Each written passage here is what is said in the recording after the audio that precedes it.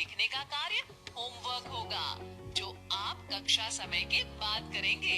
जी teacher जी, हम इन वाक्यों को कक्षा समय के बाद में लिखेंगे। चलिए हम इन वाक्यों को पढ़ें और संज्ञा शब्द के स्थान पर सर्वनाम शब्द रखकर मौखिक बोलें। तो हमारा पहला वाक्य है, रानी का घर रानी के स्कूल के पास ही है। इस वाक्य में रानी संज्ञा शब्द 2 बार आया है। एक रानी शब्द के स्थान पर हमें सर्वनाम शब्द रखना है। यहाँ हम कौन सा शब्द रखें कि वाक्य सही हो जाए? हमारे पास सर्वनाम शब्द वो, मैं, तुम, आप, उस, उसका, उसके, उनका आदि है। हम वह शब्द रखकर देखते हैं। रानी का घर वह के स्कूल के पास ही है। क्या ये वाक्य सही है? नहीं टीचर जी, ये तो कुछ अजीब सा लग रहा है। हम आप रख कर देखते हैं। रानी का घर आपके स्कूल के पास ही है। अरे ये तो आपकी बात हो गई टीचर जी। हाँ राजू भैया, इसका मतलब होता है कि हमें संज्ञा शब्द के आधार पर सर्वनाम शब्द का प्रयोग करना होता है। अच्छा राजू भैया, अब आप उसके सर्वनाम शब्द का प्रयोग करके देखिए। रानी का घर उसके स्कूल के पास ही है। ये तो बिल्कुल सही हो गया। इसका मतलब है कि रानी के स्थान पर आएगा उसके। बिल्कुल ठीक राजू भैया। अब आप कक्षा समय के बाद इस वाक्य में सर्वनाम शब्द जोड़कर फिर से लिख लीजिएगा। पर ये काम कक्षा समय के बाद करना है, आपको याद है ना? जी टीचर जी। अगला वाक्य है, कविता ने कविता के भाई को पुस्तक पढ़ने दी। अब आप पहचानिए कि किस शब्द के स्थान पर हमें सर्वनाम शब्द लिखना है। टीचर जी, इस वाक्य में कविता संज्ञा शब्द 2 बार आया है, तो हमें बाद वाले कविता शब्द को हटाकर सर्वनाम शब्द को रखना होगा। यहाँ भी हम उसके का प्रयोग करके देखते हैं। ठीक है राजू भैया, आप उसके लगाकर वाक्य को बोलिए। कविता ने उसके भाई को पुस्तक पढ़ने दी। अरे वाह, ये तो सही हो गया। बिल्कुल सही राजू भैया, आपने सही बताया। आपको इसे कक्षा समय के बाद लिखना है। अब हम अगला वाक्य लेते हैं। राधा की इच्छा है कि राधा खूब पढ़े। टीचर जी, राधा की इच्छा है कि तुम खूब पढ़े, ये गलत वाक्य है। बिल्कुल गलत। अच्छा, राधा की इच्छा है कि उसका खूब पढ़े, ये भी गलत है। ये भी बिल्कुल गलत है। टीचर जी, हमें समझ में नहीं आ रहा कि हम कौन सा सर्वनाम शब्द इस वाक्य में प्रयोग करें। राजू भैया, आप वह सर्वनाम का प्रयोग कर वाक्य को फिर से बोलिए। राधा की इच्छा है कि वह खूब पढ़े। हाँ, ये ठीक है टीचर जी। तो आपको समझ आया कि इस वाक्य में सर्वनाम शब्द वह का प्रयोग राधा की जगह होगा। अब हम अंतिम वाक्य लेते हैं। कुणाल ने कुणाल के पिता के चरण छुए। इस वाक्य में कुणाल 2 बार आया है, तो कुणाल के नाम की जगह सर्वनाम शब्द का प्रयोग किया जाएगा। कुणाल ने उसके पिता के चरण छुए। बिल्कुल सही राजू भैया, आपने सही बताया। इस वाक्य में दूसरे नंबर पर प्रयोग हुए कुणाल को हटाकर हम उसके शब्द का प्रयोग करेंगे। आप सभी इन वाक्यों को कक्षा समय के बाद लिखें। आपको एक बार फिर से याद दिला दें कि संज्ञा शब्द नाम वाले होते हैं। यदि किसी का नाम है तो वो संज्ञा है, और सर्वनाम शब्द संज्ञा के स्थान पर प्रयोग आने वाले शब्द होते हैं। ठीक है, चलिए बच्चों, अब हम गतिविधि शुरू करते हैं। मैं आपसे एक शब्द बोलूंगी, आपको ये सोचकर बताना है कि ये शब्द संज्ञा है या सर्वनाम। जी टीचर जी, आप जो शब्द बोलेंगी उसे हमें समझकर ये बताना है कि वो संज्ञा है या सर्वनाम शब्द है। हाँ राजू भैया, तो मैं शब्द बोलती हूँ। सोहन। ये संज्ञा है टीचर जी, क्योंकि सोहन एक नाम है। बिल्कुल सही राजू भैया। अब अगला शब्द है वह। सर्वनाम, क्योंकि वह किसी का नाम नहीं होता, पर नाम की जगह पर प्रयोग होता है। ठीक कहा राजू भैया आपने। अगला शब्द है दिल्ली। संज्ञा, क्योंकि दिल्ली जगह का नाम है। फूल। संज्ञा, क्योंकि फूल भी एक नाम ही है। हम सर्वनाम, क्योंकि हम किसी का नाम नहीं है। वो सर्वनाम गोपाल, संज्ञा, अपना, सर्वनाम, उनके, सर्वनाम, उन, सर्वनाम, गांव। संज्ञा। बहुत बढ़िया राजू भैया। तो चलिए बच्चों, अब हम अभ्यास 171 देखते हैं। आप सभी अभ्यास 171 को ध्यान से देखिए।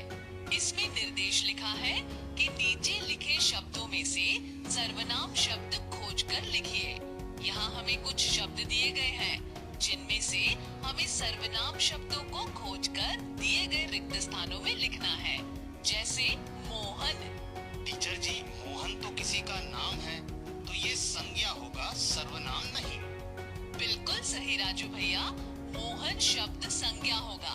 तो हम इसे रिक्त स्थान में लिखेंगे कि नहीं? टीचर जी, इसे हमें नहीं लिखना है, क्योंकि हमें सिर्फ सर्वनाम शब्दों को खोजकर लिखना है। शाबाश राजू भैया, आप समझ गए। आप सब भी समझ गए होंगे बच्चों कि हमें इस अभ्यास में क्या करना है। पर ये अभ्यास भी आपको होमवर्क में करना है। ये कक्षा समय के बाद करना है, ठीक है ना? जी टीचर जी, इस अभ्यास को कक्षा समय के बाद करेंगे। अब हम पेज नंबर 125 को निकालें और उसमें अभ्यास 172 को ध्यान से देखें। इस अभ्यास में निर्देश दिया गया है कि दिए गए शब्दों में से उचित सर्वनाम छांटकर खाली स्थान में भरिए। हमें यहाँ कुछ सर्वनाम शब्द दिए हैं, जैसे मैं, वह, तुम, उसका, अपना। हमें इन शब्दों को खाली स्थान में भरना है। हम पहला वाक्य पढ़ते हैं। रीता ने सीता से कहा, खाली स्थान, अच्छा गाती हो। बताइए, इसमें ऊपर दिए गए सर्वनाम शब्दों में से कौन सा शब्द खाली स्थान में आएगा? रीता ने सीता से कहा, मैं अच्छा गाती हूँ। ये तो सही नहीं है। दूसरा शब्द बोलकर देखते हैं। रीता ने सीता से कहा, वह अच्छा गाती हो। ये भी सही नहीं है। रीता ने सीता से कहा, तुम अच्छा गाती हो। ये सही है। टीचर जी, इस वाक्य में तुम शब्द आएगा। बिल्कुल सही राजू भैया, इस वाक्य में तुम सर्वनाम आएगा। आप अपनी वर्कबुक में पहले रिक्त स्थान में तुम लिख लीजिए। आप सब भी अपनी अपनी वर्कबुक में तुम शब्द लिख लीजिए। अब दूसरा वाक्य लेते हैं। एक बुढ़िया थी, खाली स्थान, नाम दयावती था। अब क्या आएगा बच्चों खाली स्थान में? एक बुढ़िया थी, मैं, नाम दयावती था। अरे ये भी गलत है। एक बुढ़िया थी, उसका नाम दयावती था। हाँ, ये सही लग रहा है। ये सही है ना टीचर जी? बिल्कुल सही राजू भैया, इस वाक्य में सर्वनाम शब्द उसका ही आएगा। आप सभी अपनी अपनी वर्कबुक में उसका शब्द रिक्त स्थान में लिख लीजिए। राजू भैया, अब अगला वाक्य आप पढ़िए। मैं उस वाक्य में सर्वनाम शब्द को जोड़कर बोलूंगी। आपको ये बताना है कि मैंने कब सही बोला और कब गलत बोला। जी टीचर जी। दिनेश इंदौर में रहता है, खाली स्थान, वहाँ नौकरी करता है। अब मैं सर्वनाम शब्द जोड़कर बोलती हूँ। दिनेश इंदौर में रहता है, मैं वहाँ नौकरी करता है। ये गलत है टीचर जी। तो दिनेश इंदौर में रहता है, वो वहाँ नौकरी करता है। ये सही है। इसका मतलब है कि खाली स्थान में वह आएगा। बिल्कुल सही राजू भैया, इस खाली स्थान में सर्वनाम शब्द वह आएगा। आप सभी अपनी वर्कबुक में वह शब्द लिख लें। अब अगला वाक्य है, खाली स्थान, फुटबॉल खेल रहा हूँ। मैं फुटबॉल खेल रहा हूँ। ये सही है टीचर जी। हाँ राजू भैया, ये सही है। इस खाली स्थान में मैं आएगा। आप सभी खाली स्थान में मैं भर लीजिए। जी टीचर जी। अगला वाक्य है, हमें खाली स्थान, काम स्वयं करना चाहिए। अब हमारे पास केवल एक सर्वनाम शब्द बचा है, अपना। हम इसे खाली स्थान में रखकर बोलते हैं। हमें अपना काम स्वयं करना चाहिए। तो इस खाली स्थान में आएगा अपना। तो आप सभी अपनी अपनी वर्कबुक में इस खाली स्थान में अपना शब्द लिख लीजिए। जी टीचर जी, लिख लिया।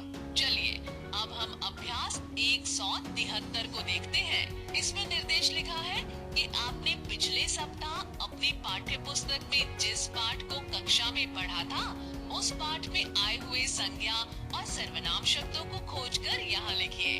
यहाँ हमें पहले पढ़े हुए पाठ में से संज्ञा और सर्वनाम शब्दों को खोजना है और रिक्त स्थानों में लिखना है। ये आपका होमवर्क है जिसे आप कक्षा समय के बाद करेंगे।